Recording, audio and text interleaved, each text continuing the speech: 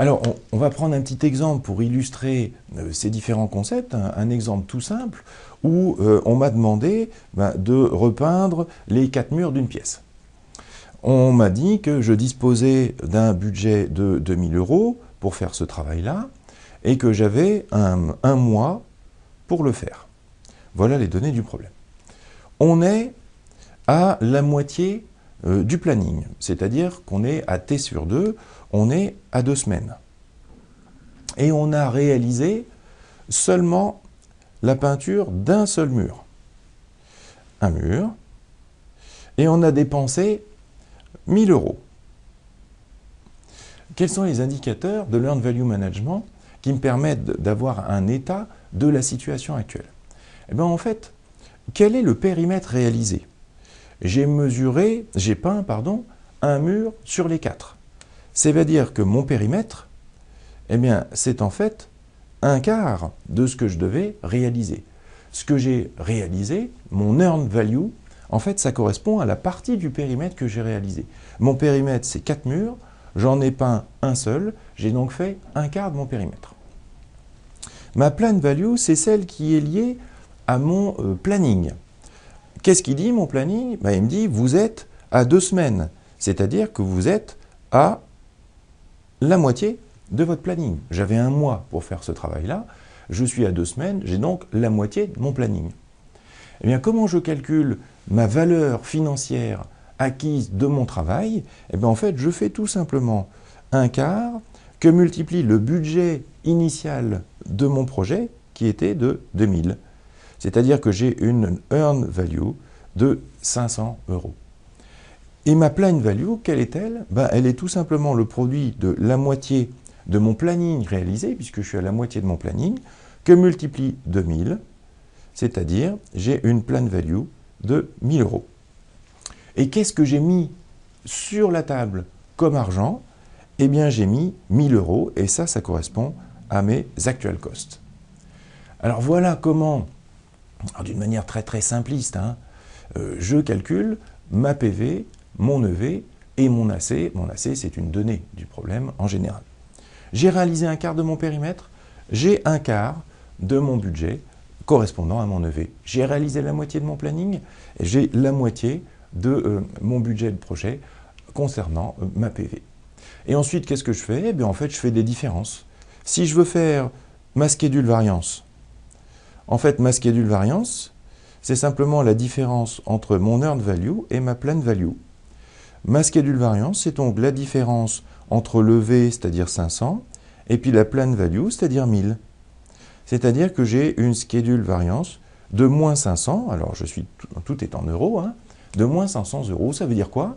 En fait, je suis en retard par rapport à mon planning parce que je n'ai réalisé que 500, alors que j'avais prévu dans mon planning de réaliser 1000. De la même manière, si on me demande de calculer le SPI, on va reprendre tout ça bien entendu en détail, c'est le rapport entre le V et puis la PV, c'est-à-dire 500 divisé par 1000.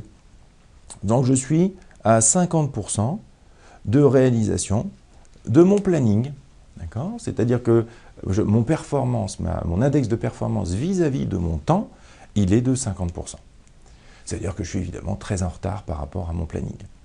Voilà, on va regarder dans le détail comment on fait le CPI, le CV, etc. Mais l'idée, c'est toujours la même. J'ai converti du temps, du périmètre, en argent. Mon périmètre, je l'ai converti en 500 €. Mon planning, je l'ai converti en 1000 €. Et ça va me permettre de faire tout un tas de prévisions, tout un tas d'indicateurs, de livrer tout un tas d'indicateurs d'état qui vont me donner des moyens chiffrés, factuels, financiers, avec un équivalent financier, de l'état du projet et du niveau de performance futur de mon projet. Alors voilà, qu'est-ce qui se passe dans la réalité? D'où ça vient ça? En fait, comme toujours, je veux dire, quand on regarde la valeur planifiée, la planned value, alors elle n'est pas tout à fait rectiligne, parce que en ordonnée et en abscisse, j'ai les actual costs et les dates, mais ça pourrait être une ligne entre le début de mon projet et puis la fin de mon projet, et ma valeur planifiée de mon projet, elle s'arrête à la BAC, qui est la valeur budgétée de mon projet. BAC, ça veut dire Budget at Completion, c'est le budget de mon projet. Si j'avance normalement le long de ma ligne planifiée, eh bien, je vais arriver tout naturellement à la BAC. Sauf que dans la réalité, qu'est-ce que j'ai? Eh bien, j'ai une valeur qui est acquise du travail que j'ai réalisé, qui est en général un petit peu en dessous de ce qui était prévu. Je suis toujours un petit peu en retard. Alors, il ne faut pas en prendre cette habitude-là, mais la loi de Murphy et de Parkinson aidant, je suis toujours un petit peu en retard par rapport à mon planning. C'est-à-dire que mon earned value, la valeur associée à mon travail réalisé, c'est-à-dire la conversion de mon périmètre en argent, elle est forcément toujours un petit peu en dessous de ma planned value, la valeur idéale que je cherchais à atteindre. Et puis quand je regarde mes actual costs, c'est-à-dire l'argent que j'ai mis sur la table, l'argent que j'ai mis sur la table il est toujours un petit peu au-dessus de ce que j'avais prévu de mettre sur la table, c'est-à-dire de ce que j'avais prévu de dépenser. Donc on a les actual costs qui sont toujours un petit peu au-dessus de ma planned value. Et l'idée, si je continue à cette allure-là, c'est que mes actual costs ils vont arriver à l'EAC, qui est l'estimate at completion, c'est-à-dire la valeur réelle de l'argent que je vais avoir dépensé à la fin de mon projet. Là, je suis à la moitié de mon planning, manifestement dans le dessin. Si je continue à cette allure-là, je vais manger toute ma management réserve et certainement un petit peu plus. Et donc, je vais calculer après un TCPI qui va être le niveau de performance financier de mon projet, qui va me ramener mes coûts sur ma BAC. Donc ça va être un indicateur extrêmement important parce qu'il va me donner une idée du niveau de performance qu'il va falloir que j'atteigne pour pouvoir rétablir le budget de mon projet dans les clous. Voilà ce que c'est que l'Earned Value Management.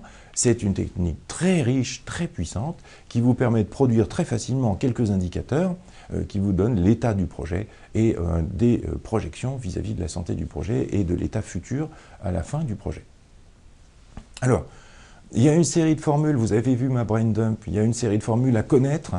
On ne peut pas tellement passer à côté de ces formules-là, il n'y en a pas beaucoup, il y en a 14. Et je veux vous donner les moyens de les retrouver pour la plupart. Vous avez des moyens de retrouver les différentes formules, mais par contre, il faut que vous les connaissiez. Je vous rappelle, je vous suggère amicalement de connaître impérativement ces 14 formules par cœur. Vous allez voir, vous pouvez les retrouver, mais surtout de coucher ces formules dès le début de votre examen. Quand vous arrivez, vous souvenez, on en a parlé en introduction du cours, vous arrivez sur votre lieu d'examen, devant votre ordinateur, vous avez du papier, un crayon, vous mettez tout de suite sur le papier les formules que vous connaissez de l'earned value, c'est votre brain dump, d'accord? Il faut absolument le faire, comme ça vous vous reposerez plus de questions vis-à-vis des différentes formules, vous les aurez devant vous sur un papier. Alors comment vous allez retrouver tout ça? Vous avez votre triple contrainte, scope, time, cost. La grandeur qui correspond au cost, c'est AC, actual cost, facile de s'en souvenir. Celle qui correspond au temps, c'est la plan value, puisque dans le temps, je parle de planning, donc c'est la plan value qui correspond au montant financier associé au temps. Et puis le scope, c'est la troisième, c'est l'EV, c'est l'earned value. L'earned value parce que ça correspond à la valeur acquise réalisée du périmètre. Donc vous pouvez très facilement retrouver, vous avez scope, time, cost, vous avez AC, PV, EV. L'AC, c'est les coûts, PV, c'est planning, donc c'est le temps, EV, c'est ce qui reste, c'est le scope. Vous avez les 4 indicateurs fondamentaux, soit une variance, soit un performance index. La variance, vous avez les deux types de variance, soit la schedule variance, ça sera la différence tout simplement entre la valeur acquise de votre travail et ce qui était prévu dans le planning. Donc ça va être SV égale EV moins PV. Et la cost variance, ça va être tout simplement la différence entre la valeur acquise de votre travail, le V, moins ce que vous avez mis comme argent sur la table, c'est-à-dire l'AC. Donc vous pouvez très facilement retrouver SV égale EV moins PV, CV égale EV moins AC. Le CV, c'est cost, donc vous mettez AC. Le SV, c'est schedule, donc vous mettez PV.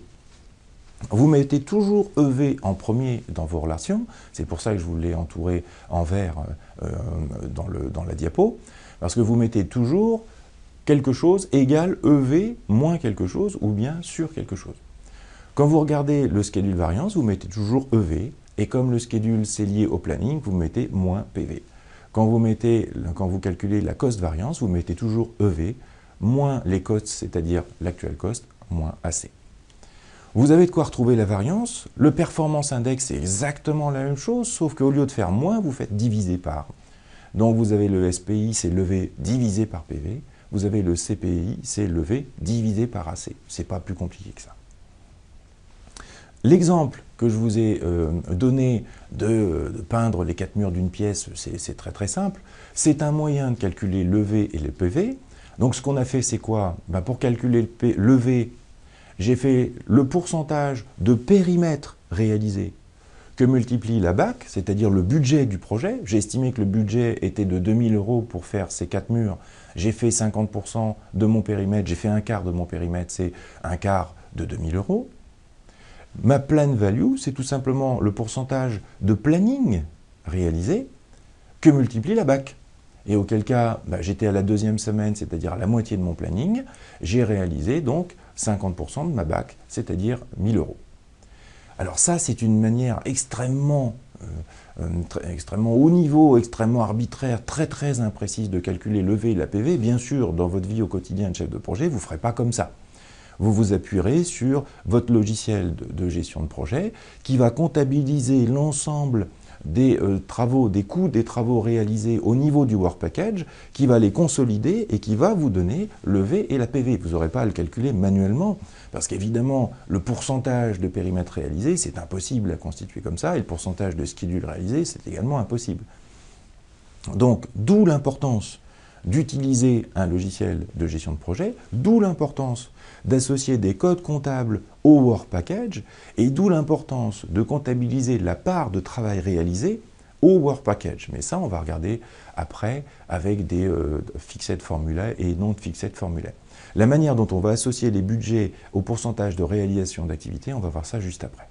Donc c'est votre logiciel. Quand vous allez avoir mis tous les coûts, les durées des activités, et que vos équipes vous renseignez le temps passé sur chacune de ces activités, bien entendu, que le logiciel va être capable de déduire le V de l'ensemble des activités réalisées. Et comme vous faites le suivi de votre planning, il va être également capable de vous fournir la PV. Donc bien sûr, vous ne calculerez pas le V et la PV sous cette forme-là, mais souvenez-vous, pour comprendre comment ça fonctionne, que c'est comme ça que ça se calcule, à grosse maille, si jamais on vous donnait un pourcentage de réalisation du planning ou un pourcentage de réalisation du périmètre, par exemple, lors de votre examen, si vous voyez ce que je veux dire. Voilà, donc rien de compliqué pour retrouver ces 4 formules-là, ça vous en fait déjà 4 sur 14.